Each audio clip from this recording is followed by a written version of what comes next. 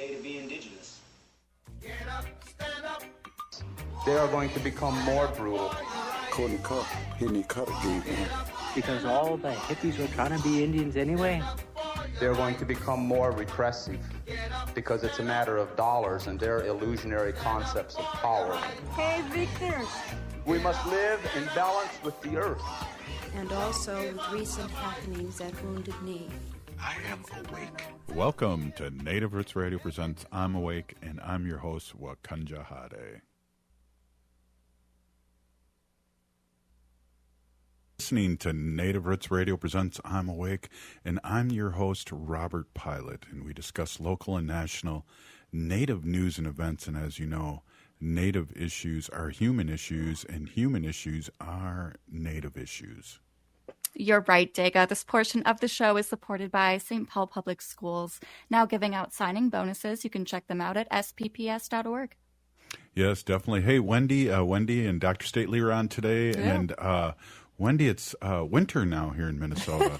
It's the first day that I put a pair of jeans on in a really long time and a long sleeve shirt. Yeah. We called those hard pants during COVID. Hard pants, yeah. We got the hard pants on. We were wearing our shorts and things like that. Sweatpants and pajamas for 3 years. Well, we got the Shakopee Powwow coming up and this weekend, and we have our kids running the Native Roots Arts Powwow store up at Shakopee. Yeah.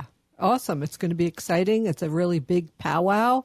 Lots of people go and attend, and you don't have to be Native American to attend it. And I really would ask everybody to go and just check it out. You'd really see a lot of beautiful things. Well, what's also interesting, too, is that we'll have new swag, some really cool new swag. And I just found out that Wendy's art cards will be ready Thursday in time for this. So if you want to see Wendy's art or purchase a card, a gift card or a greeting card, stop on by. And then we're going to be at the State Fair for a long, long time. And you and I will be there only a couple days checking on the kids. And we'll be there at the fair having fun and doing what we normally do. Yeah, August 24th.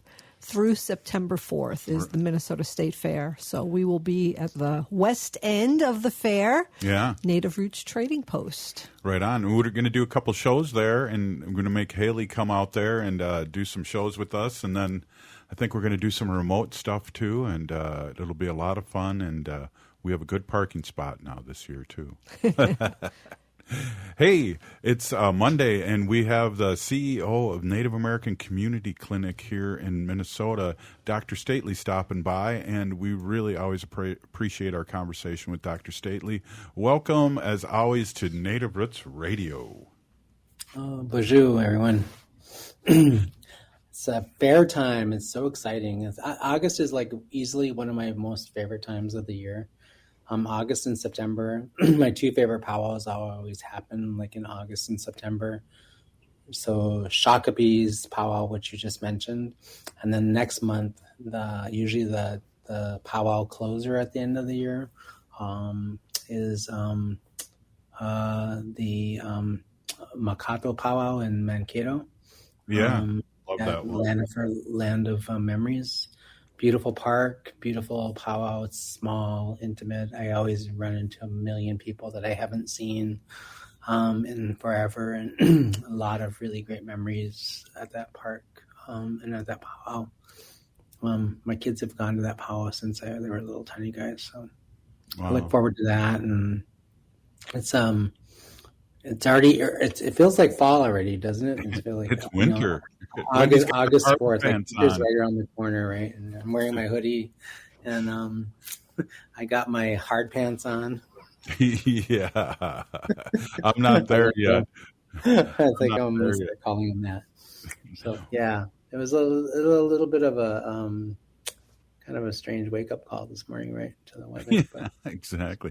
Wendy, why did we start calling them hard pants? Because I knew exactly what you meant. I think during we saw COVID. It on the internet during COVID, or somebody said they're going out and they put on their hard pants because we were all in sweatpants and pajama pants for the whole COVID. So yeah, it's crazy. It was a thing. Yeah. For like 2 years, I didn't have to dress for work except from like the waist up. Oh my gosh, yes, exactly. Awesome. I still don't for a lot of my meetings. I'm still like wearing these new sweat shorts that Wendy has bought me. So I saved so much money on laundry soap, and I didn't have to buy new clothes for the bottom half of my body. It was awesome. Well, I think what's really weird is when I would go teach in school and go to work, I would shower every day. And now it's like Wendy and I are sitting on different ends of the couch going, "Did you shower today?" And I said, "Well, it's been about 4 days." That's Robert. That's TMI, Robert. There's more health issues related to showering than just smelling good.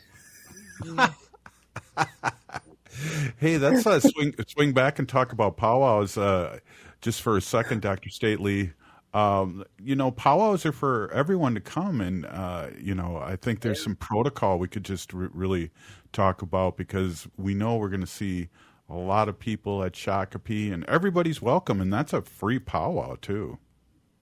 Yeah, it's a great powwow. It is one of the largest in the region, if not the largest in the state or in the region. And what I love about it is my favorite is to go to Grand Entry. So Friday night, Grand Entry, it's almost always a really beautiful evening. It's like, it starts to get dark around, the sun sets around 8:00, 8:30. And, it takes about that long for Grand Entry to finish too. Cause there's all the dancers go into the thing and they're dancing. It's really fascinating to watch them all dance, and they turn into this really tight circle of people.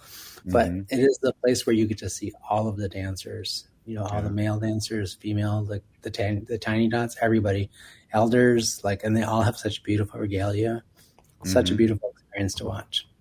Well, also too, and they come in groups, whether it's a dancer or a shawl dancer and things like that. So that and then the younger ones too come at the end. Yeah, I remember. I think one of the first times we went to that powwow, and they always said the Grand Entry was really long, and it was like, wow, I'm standing up here for an hour. It seems like, and it literally was darn near an hour. Yep.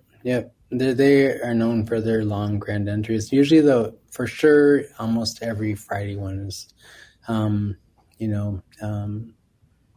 you're a dancer and you travel far, it's a contest powwow too, so you place and things like that. But even they're gonna, if you come and you dance all 3 days, you get a little bit of, powwow money. Gas money to help you pay for your way home and something like that. So it's but more importantly, it's at those things you're going to run into people that you haven't seen in a really long time. You're going to run into somebody that you haven't talked to forever.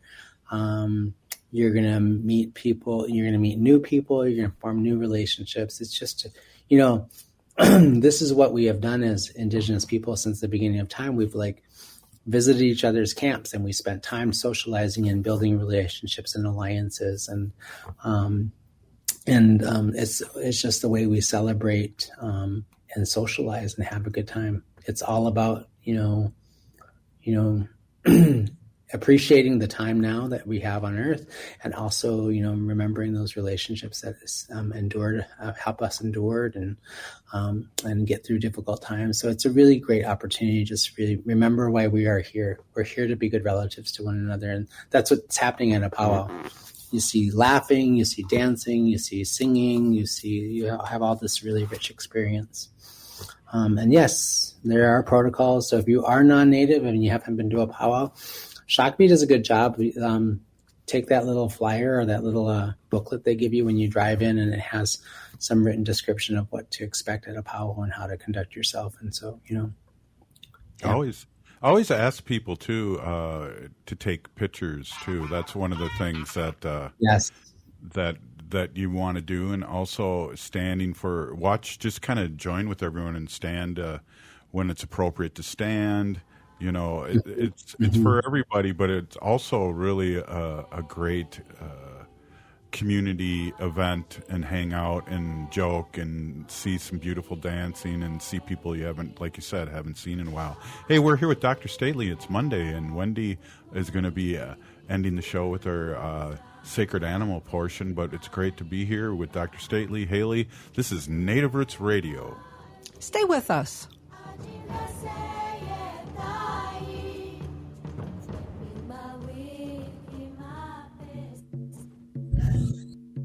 When we heal from our traumas, when we face our fears, let go of our addictions, when we relearn our values, when we live our teachings, respecting our elders, cherishing and honoring our children, when we honor and take care of our spirit, there will be no room left for sexual violence.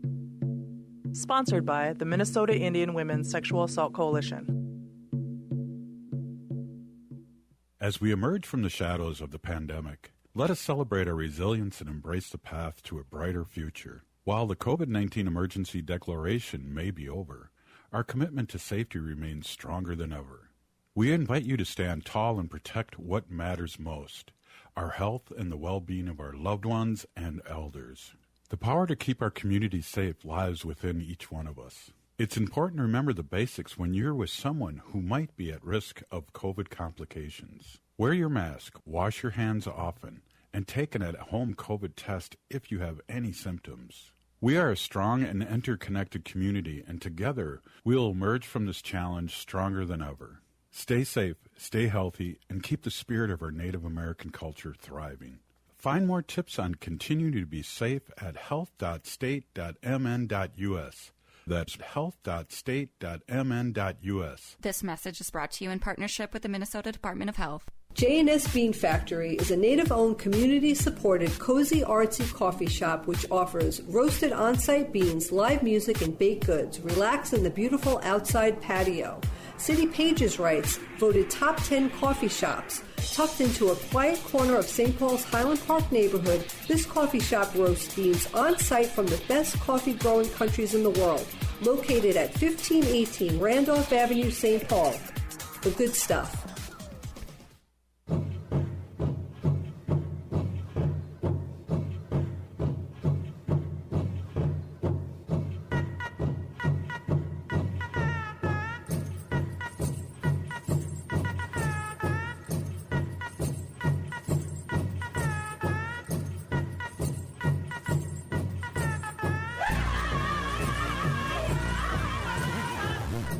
Welcome back to Native Roots Radio presents I'm Awake, and this is Robert Pilot.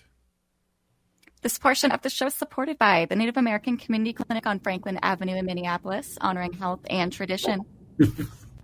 Yes, it does. Hey, we're here with Dr. Stately, and we're just kind of having a conversation here.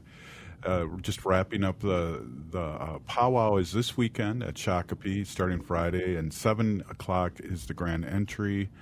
Native Roots Arts will be out there with some new swag for sale, and we're really excited. Stop by and say hello to Jelaine and Micah, and Jaleesa too. I think Wendy is going to be out there, so we're excited. That'll be the first time we're out there at the Shakopee powwow. We are excited. Hey, we're here with Dr. Stately, and Dr. Stately always has his fans here. He has somebody saying that, oh, Uncle. Saying hi, oh, Uncle, nice. Dr. Stately, nice. Hey, what do we have going on here at the clinic? What do we see in the future here? I know you guys are making a new clinic here in the groundbreaking. Can you give us a little update on that and remind our listeners?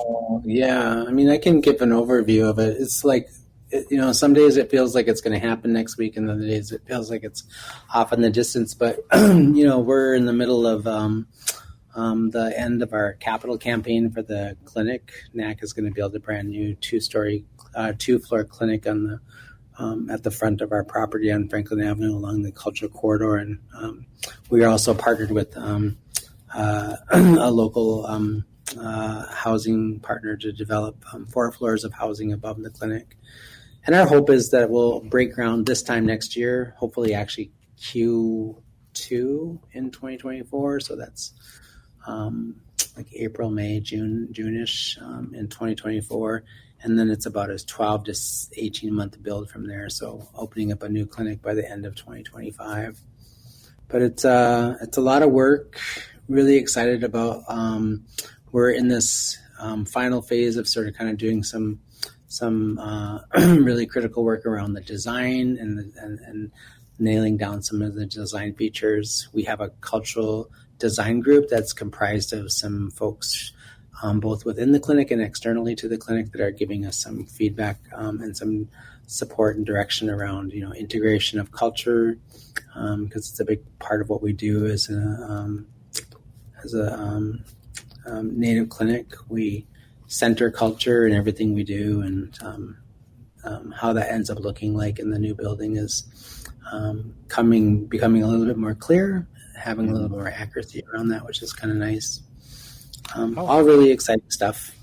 I was going to say, how exciting and what a great legacy that you and your workers are working on, and seeing the big picture and the needs for the community. I just applaud you so much in your work and your partnerships. Thank you. I'm excited about it. We have some really great partnerships that are that have been forged and are going to be even built out stronger and more comprehensive going into this partnership.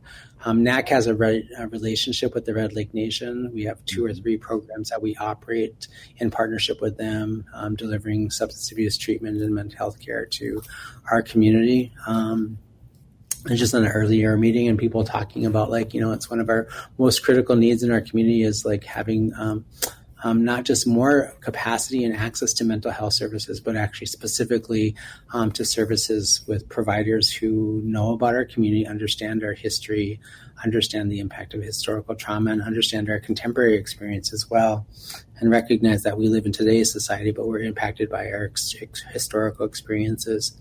And so these partnerships we have with Red Lake, and specifically within the behavioral health footprint and mental health footprint, have been really designed to sort of respond specifically to that thing, which is, the integration of culturally centered treatment models and support models that help,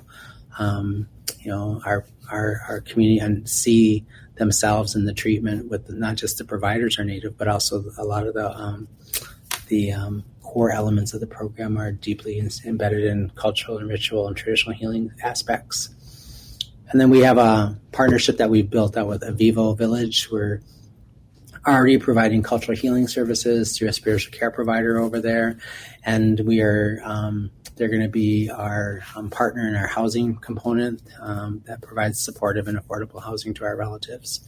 So it's really becoming this wonderful experience of, people with like minds and like philosophies and a desire to really help the community and lift them up and support them as they sort of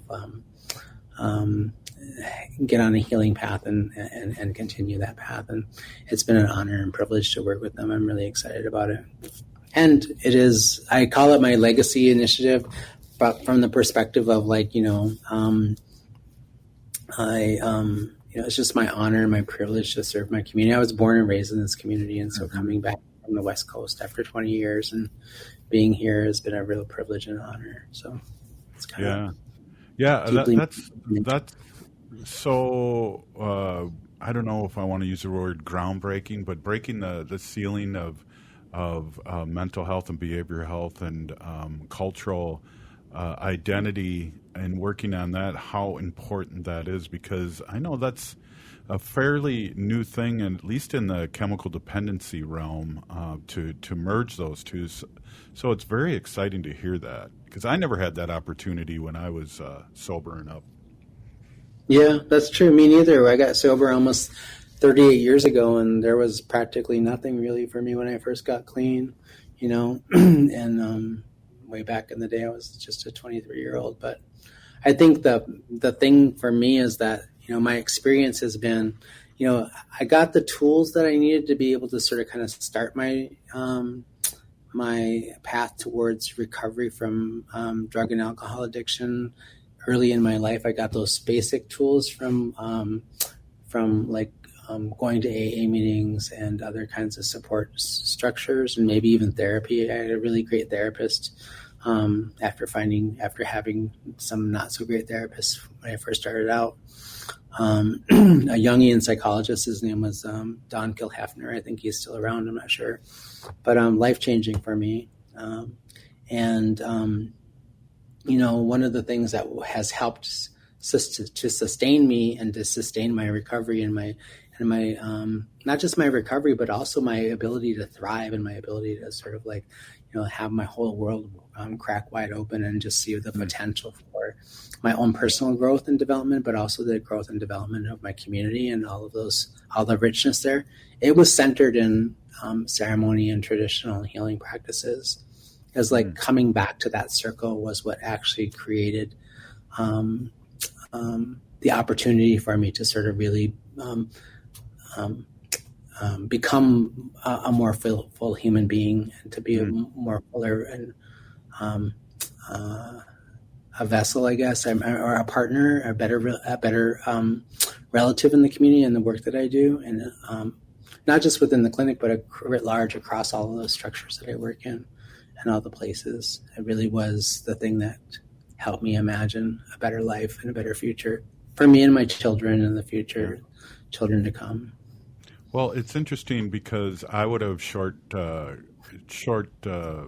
listed myself if I was to dream where I'd be at today and the position and not only that, but just probably the giving, because I've learned from a lot of people in my lifetime you have to give it away to keep it, and that's been everything in my life, not just sobriety and not trying to do good things for people and not be found out. It's just become everything.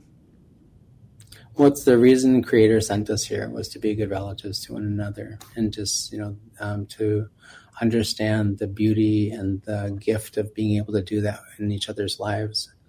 And I think one of the things for me was I was a wreck of a mess. I was wasn't too much unlike that hurricane that just passed by Maui. I think that was kind of like the experience of the people who loved me and whose lives I were in. I would just leave a path of destruction that was miles wide, miles deep.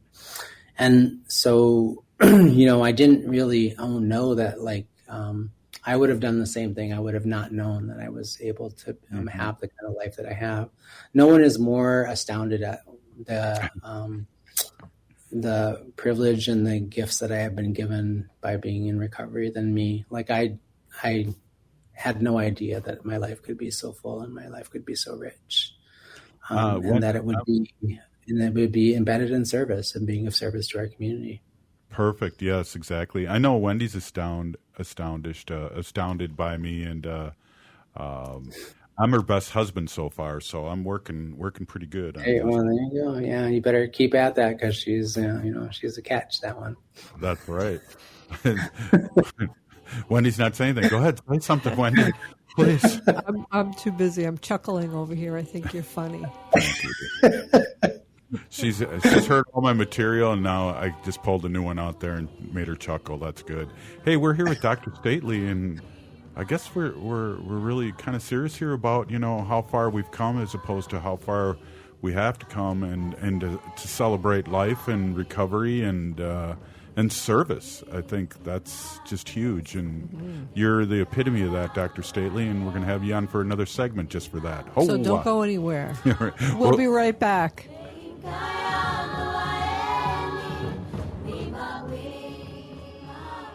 Minnesota has the only original wolf population in the continental United States. And 80% of Minnesotans believe the wolf should be protected. Howling for Wolves is asking Minnesotans to respect our true wildlife manager, the wolf. Their survival is critical to our ecosystems, our communities, and even our economy. As highly intelligent animals with strong social bonds, Minnesota wolves deserve to be protected and admired. Learn more at howlingforwolves.org. Let's live and let howl.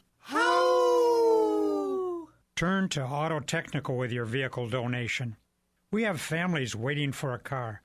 Over 85% of unemployed are successful in finding and keeping a job if they have dependable transportation. A car plus a job equals a life changed. 612-919-5526. We have families waiting for a car. 919-5526 or autotech.org. Since when are houses disposable? I know. About half of what's in landfills are building materials that could be reused or recycled. For the sake of the environment, this has got to stop. There is money available to help Hennepin County residents and their contractors do the right thing. Reuse and recycle the building materials. You could earn $400 per ton for materials saved on a partial deconstruction of your next remodeling project, and up to $9,000 for a full deconstruction in Hennepin County. Fixtures and cabinets? All the way down to stair treads and 2x4s. Flooring? We floor you all day long, sister. Materials are sold at Better Futures Reuse Warehouse at 2620 Minnehaha Avenue in Minneapolis. Don't demolish, deconstruct. Do the right thing, get money back. You nailed it, brother. That's D-nailed it. Wouldn't want to poke an eye out. Check out betterfuturesminnesota.com. That's betterfuturesminnesota.com. And don't forget to shop the Reuse Warehouse. Hi, this is Paul Metza. Honored to tell you I've been broadcasting my Wall of Power radio hour show on AM 950 for over 9 years. We have had musicians that have played with Bob Dylan and Prince, local musicians, authors, comedians, CIA agents. My motto is cool people from all walks of life in all 50 states. It airs every Saturday night at 6 p.m. on AM 950, the progressive voice of Minnesota. You know how it is with vacuum cleaners. You buy them, you break them, then you throw them away, right? Well, not necessarily.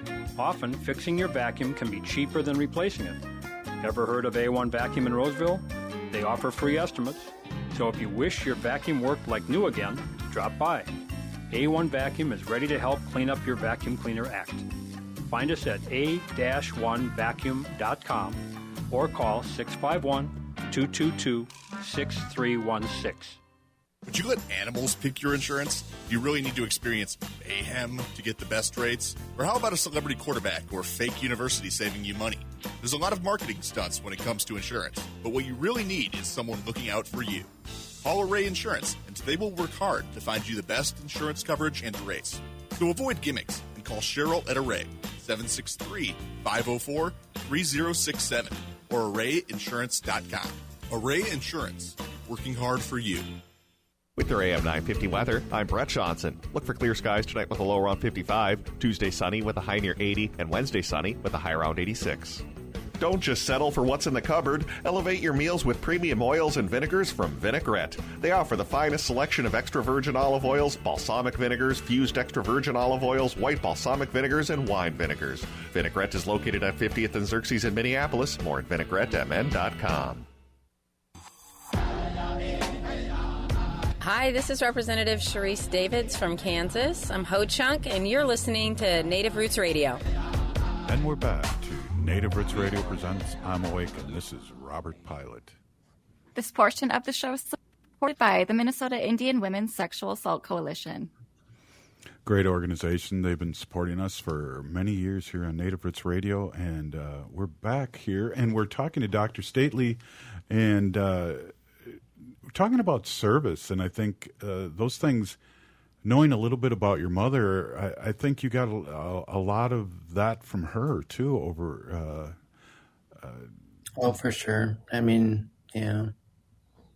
I think she's I've inherited a lot of her, I think, her philosophy about, what it means to be a servant leader in the community. I was raised by her and a bunch of other Indigenous women, right? So I was raised by lots of Native women who were strong, outspoken, very, just not the kind of people that you would go up against, and I learned, I didn't, of course, understand what I was learning and experiencing as a child and as a young man, growing up in the late 60s and early 70s, at the time when, AIM was first taking shape. And, I have vague memories of my childhood and my parents. My mother,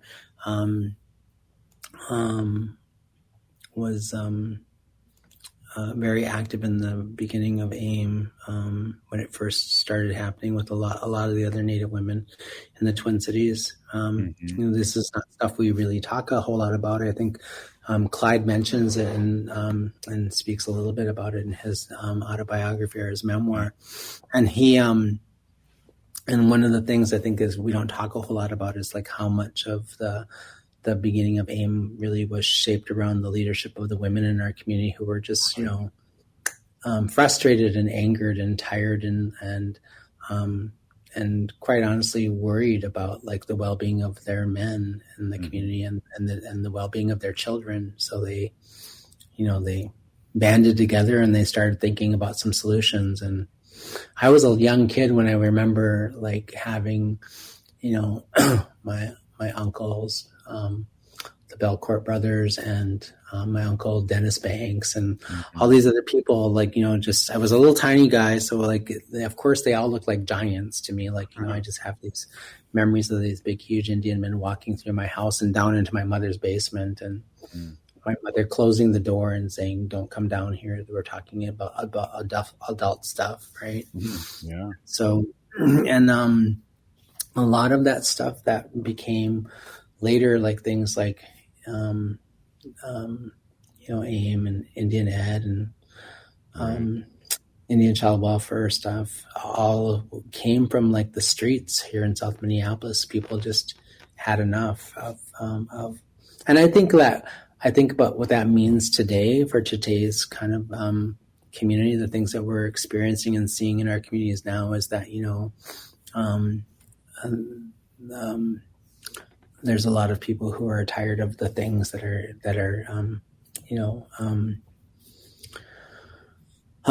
confronting us and challenging our health and our well-being, not just like conditions, but like social conditions. Like, we have some of the worst health outcomes. We have so much community violence.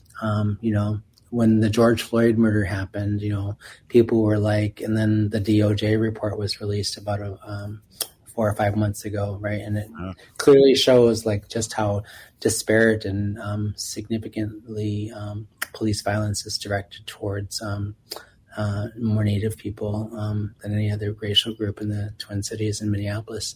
And these are things we knew back in the 1960s. That's why AIM took the point, right? So part of it is that I was born out of that time and that legacy, and I didn't really know that. I think that I was going to be in the situation that I'm in. I mean, I didn't.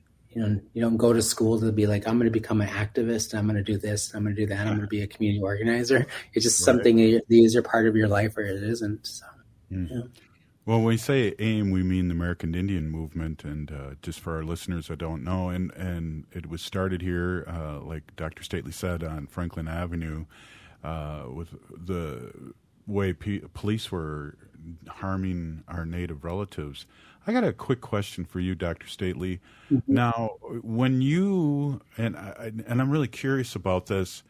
What do you do personally to take care of yourself? Because where you are in the community, your job, a lot of people depend on you. Your sons depend on you. Your family depends on you in a lot of ways. Well, how do you take care of yourself? Well, I mean, I could probably legitimately and honestly do a better job of doing that. I think I have a way better sense of how to draw boundaries and keep boundaries in place than I did, 10, 15 years ago. I try really hard to make sure that we like in my family, we don't eat a whole lot of fast food. I cook for my kids almost every single day.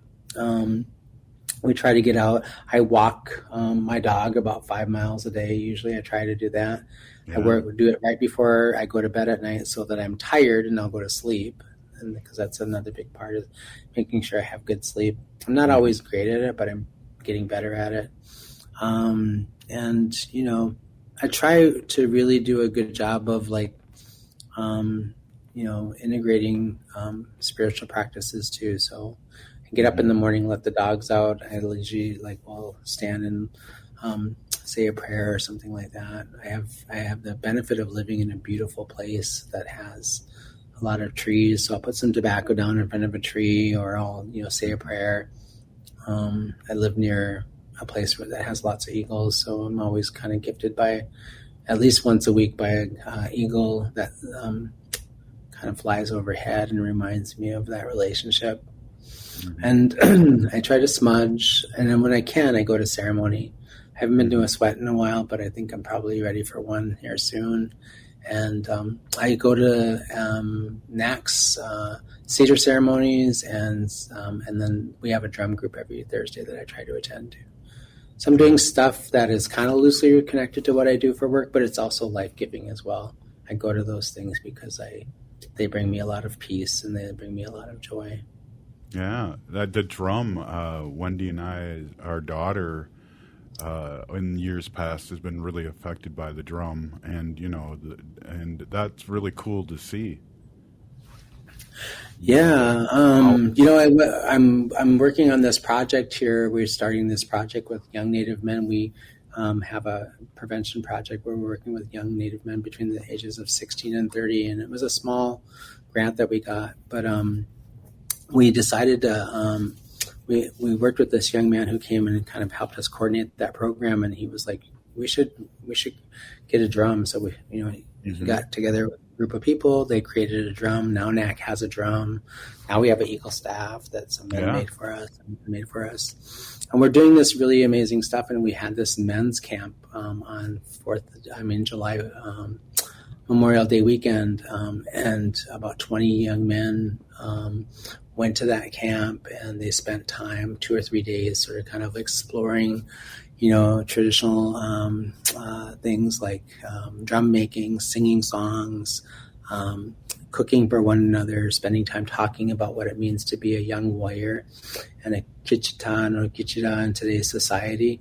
And that project was really born out of me listening and hearing young men talk about how they need more opportunities to come together and talk about their pain, and they need more opportunities to talk about their concerns, and also to begin to understand, their place in today's society and in today's community.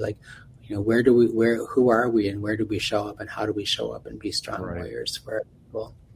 It was a really beautiful experience, and those men that started that drum group, now they're out there every Thursday drumming in front of the clinic between 5 and 7 o'clock, and people from all around the community, they just kind of gather around the drum, and usually we have food and water and snacks, and there's intergenerational people there. There's kids all the way up to grandpas and even people my age. Pretty exciting. That's beautiful, and I think for our community, that's sometimes left out is our young men and how to be young men, because we have so many shattered families, and it's hard. I think it's difficult for our young men to find their place, like you were saying. Yeah, well, it's, a little bit of it is by design, that's the effect of colonization and all the colonial policies that really were put in place to sort of kind of destroy our families and, create, those challenges within our communities. So, one of the things that it's teaching me is that, the drum is a universal sort of symbol for all Native people. Like if you hear a drum beat, no matter where you are on Turtle Island, you hear a drum beat, it's a call, right? It's like, I don't know how you are, but if I hear somebody drumming and starting to sing, I'll be looking for where is that coming from, kind of thing, right? And I'm kind of pulled towards it, and I think there's real power and real medicine in that drum, and so I think, and we're going to continue to do this for as long as the community wants us to do it, and it's a really honor.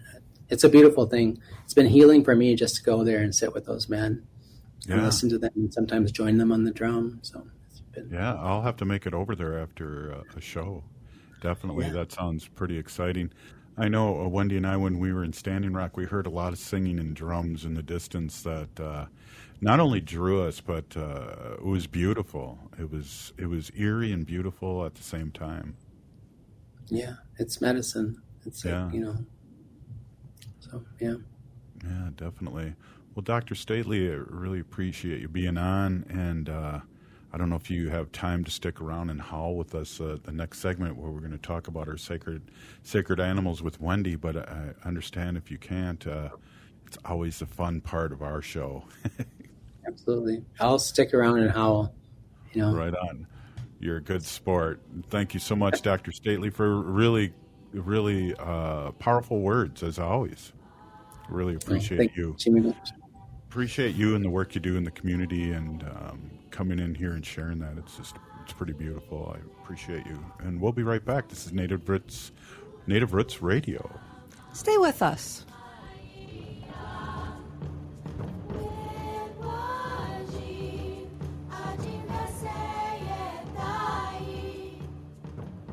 Be a vaccinative. It's time to come together and talk about the urgent need to stay up to date on COVID-19 vaccinations to protect our heritage, our loved ones, and our future. Throughout history, we have always faced challenges, and today we must protect our culture and loved ones. This is our opportunity to ensure that our tribal gatherings once again resound with joy and celebration, where the echoes of our ancestors guide our steps. It's a chance to care for our elders, cherishing their wisdom and stories for generations to come. COVID-19 vaccines are safe and effective. Let us unite, resilient as ever, and show the world the strength of the Native American community. Together, we shape a future where our traditions thrive, our children learn from our ancestors, and our people flourish once more. So be a vaccinative and learn more about staying up to date with your COVID vaccinations at health.state.mn.us. That's health.state.mn.us. This message is brought to you in partnership with the Minnesota Department of Health. End-of-life decisions are not easy to make. Hi, I'm Mary T. of Mary T. Hospice Care. It's important to make sure that this difficult time is meaningful and comforting to you and your loved ones. Our hospice team provides an individualized program of physical, emotional, spiritual, and practical care so your loved one is comfortable and not in pain. At Mary T. Hospice, we understand that choosing the right hospice care provider can be overwhelming, but we're here to assist you. Learn more today at marytinc.com. Unwanted sexting or photos, inappropriate jokes, even tickling or wrestling can feel like a violation. Catcalling, cornering, or groping, getting them drunk or high for sex, recording sexual acts without permission, hurting someone because of their sexual orientation, raping a family member, a child, a date, a friend, a stranger, purchasing a human being for sex. You make the choice every single time. Sexual violence is many things. Make a choice. Do not do it. Sponsored by the Minnesota Indian Women's Sexual Assault Coalition. You're listening to Native Roots Radio. This is Spirit from Reservation Dogs. Get up and listen.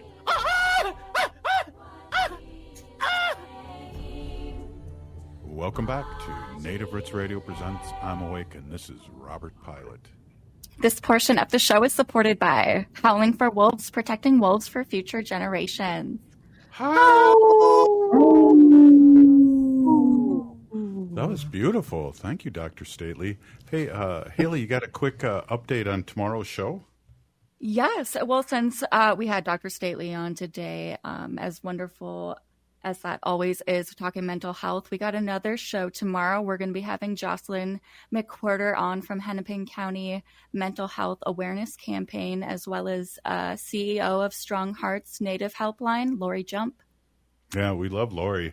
And Dr. Stately, thank you so much for coming on. And this is our sacred animal portion. You're able to stay on. I know that you're working hard in the office and you have a long drive, but definitely stay on. And if Wendy's got a quiz here, you can join in. So, hey, I want to introduce my awesome and beautiful wife, Wendy. Wendy has been an animal advocate for many years, and she talks about our sacred animals here on Native Roots Radio. Yeah. Hey, everybody. My name is Hanaji Hihani. That means cares for them. I was given that name by my Dega Curtis. Curtis goes by Mashke Hanajinga, which means walks on white clouds. Yeah, and that's to give Curtis some tobacco out for him. He's healing up operation today, but things are going good, and it happened well. Yes, I'm glad to hear that. Yes, I'm a Humane Policy Volunteer Leader for the Humane Society of the United States, and I work on animal issues on the local and state level. And what we do is we work on policy. So we go and talk to our legislators and our House representatives and even our city council members, and we ask them for help with humane laws. I always love this quote from Gandhi, which I'm going to quote right now, and it says, "The greatness of a nation and its moral progress can be judged by the way its animals are treated." And I really truly believe that, all animals. And what I'm going to be talking about right now is our farmed animals. So our cows, our pigs, and our chickens. And a lot of people may not really worry about them or care about them, but there's a dangerous law or act that's being proposed, and I'm going to tell you about it. So right now, California has an animal welfare law, and it's called Proposition 12. So what this Proposition 12 means is that it gives space to the animals on the farms. So and a lot of states have baby calves in veal pens, right? And they're kept in confinement and really horrific conditions. Chickens in battery cages. They're called battery cages because they're as big as a car battery, and the chickens can't even flap their wings or turn around, and they're kept like that in egg laying chickens. Pigs, female pigs, are kept in gestational crates, and they're just bred over and over and over again. In these gestational crates, the pig could stand up, but the pig cannot stand and move side to side or turn around her whole entire life. And a lot of people don't know that the animals are kept like that. Right. Because if they did, I think people would say, hey, we don't want the farm, even though we're going to be eating these animals, we don't want their lives to be miserable. We don't want them to be kept in these horrific conditions. So California came up with the Animal Welfare Law Proposition 12, which regulates space for these farmed animals and says, hey, we need to give these animals more space. They need to be able to roam around a little bit more. And California says, we do not want any eggs, we do not want any pork, and we do not want any chicken that are kept in these horrific Good for them. Right? So that's what Proposition 12. But now what's happening is the Supreme Court and a Congresswoman, Ashley Hinson, will be leading this effort to bring about the EATS Act. It's EATS Act. And what this stands for is the Ending Agricultural Trade Suppression Act. So they want to say, no, California can't have Proposition 12. These states can't regulate how farmers keep these animals. So what we're doing is we're fighting against that. The Humane Society of the United States and a lot of other animal advocacy groups are working with their Congress people, their senators, and asking them to please oppose the EATS Act because it's going to be a bill, and it's going to go towards the Senate, and the Senate is going to have to sign what they want to do.